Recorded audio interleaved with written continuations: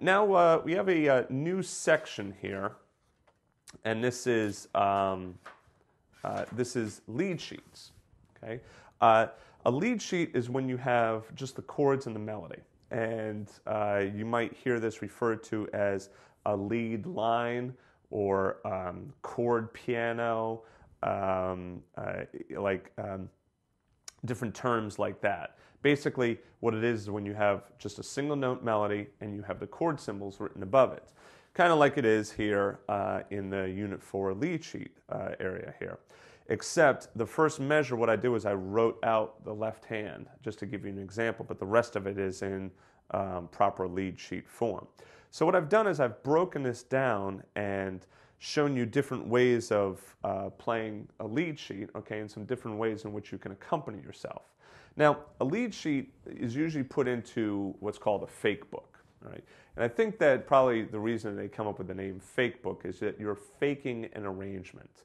So a lot of times when you get an arrangement of whatever, Ain't Misbehavin' or some classic jazz song or even a pop song that, a Madonna song or, whoever it is that you like listening to, if you get one of those arrangements and it's all written out, all right, really, there's still a melody line and chords in there, okay? And someone has just gone through and written out an arrangement for you. But if you look at what they're doing in the arrangement, you'll see a lot of these techniques that I've been going through and will continue to teach you about. All right, a lot of root 5s, root 7s. You usually don't see just plain old chords in the left hand and then single note in the right hand. They break the chord up between the two hands. You'll see like a lot of these, like, root 5, root, or maybe root 5 and it goes to the third, something like that. So let's go through, some different ways of approaching this lead sheet, okay, and faking our own arrangement to it. So the first thing that we could do is just play triads and see what that sounds like. Oh, but now what about here? Here's my melody and here's my triad. What you do is you lift this D and get it out of the way so you can play the melody. Right? And then go down. Right? So triads sound okay. It's not bad. You can also do root 5 chords, right?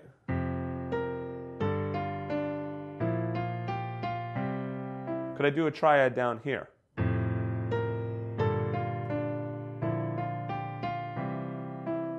Hey, what about that? Sounds a little muddy, doesn't it? Okay, so that's why I did it up here and then move down there. Now, could I change the melody? Could I do something like that rather than having to move my finger? No, right? Don't change the melody. You don't change the melody when you're creating an arrangement. And also, you don't play stuff above the melody. So you wouldn't do something like this. Well, here. You wouldn't play the chords above the melody. Oops. Okay. You always put the melody on top. Or you could do the root 5s.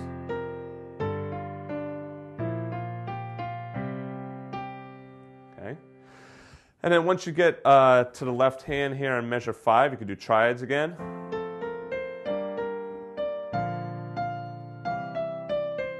Now, if you followed along book 1 and 2 DVDs, you probably know, well, I could also do a single note bass line, right? How's that sound?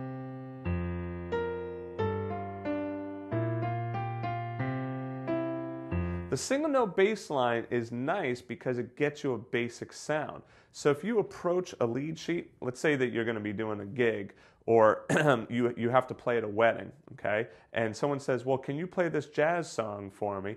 Well, you know what? You could probably read the melody, no problem, okay? And if you've been vocalizing your rhythms, you could probably do it relatively swung, okay? But then it's like, what do I do in the left hand? Well, in a pinch, what you could do is just do the octaves or just do the single note bass line. Okay, now listen to this when I do just the octaves in the left hand with the right hand.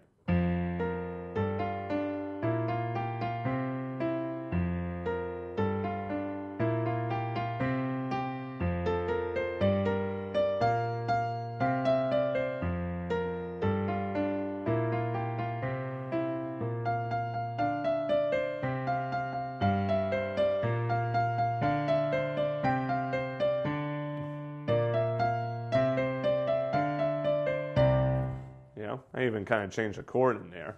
But you hear, as long as you play it with good flow, it doesn't sound that bad. It doesn't sound as rich, of course, but we're talking in a pinch right now, so we're just trying to get something quick. So that's also another thing you could do, is just do octaves or just do the single note of the bass line.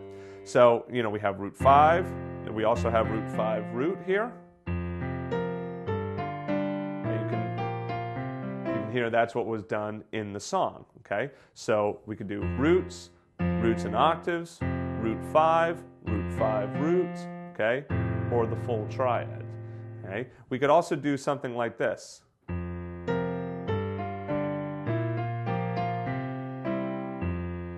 This is like the root and the rest of the root 5 root, okay? It's like almost like an oompa, except you're holding down.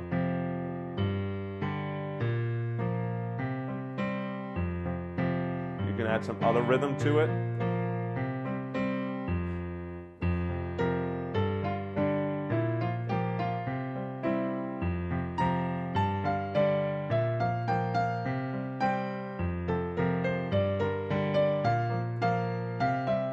Now, you might wonder, well, wait a second, you just brought the melody up an octave. That is okay. You can do an octave shift of the melody, all right? You just don't want to change the melody. You don't want to play anything above the melody. So right there, you have at least 5 different ways of accompanying yourself in the left hand there. Now, you could also do an Alberti kind of bass. Now, I'm going to bring my melody up an octave here.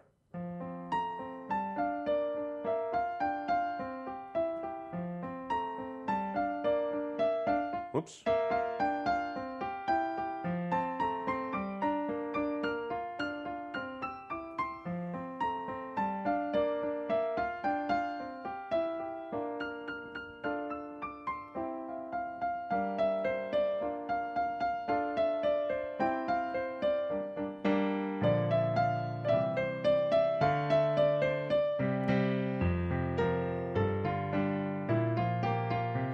So you can hear how I can, shift it up an octave and give it a nice kind of music box kind of quality by doing that Alberti bass. Even if I were to just roll my chords.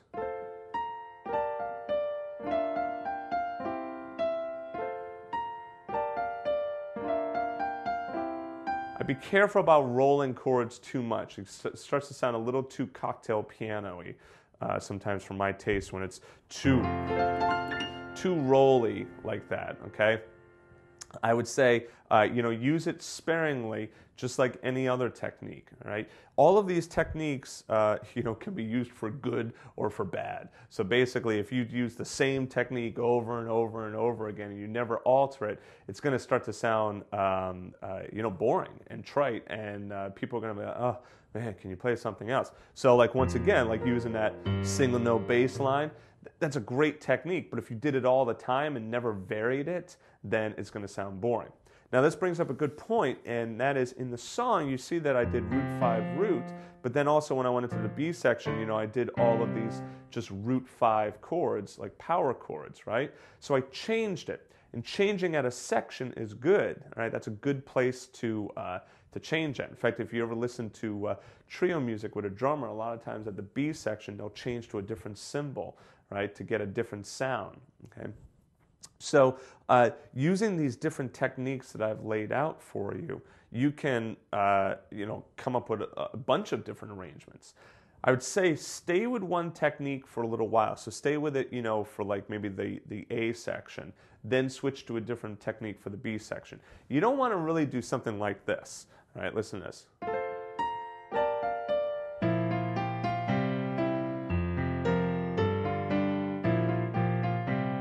I mean, you hear it's like kind of like all over the map. I start up here, then I bring it down here, I change the accompaniment. Whereas if I do something like this,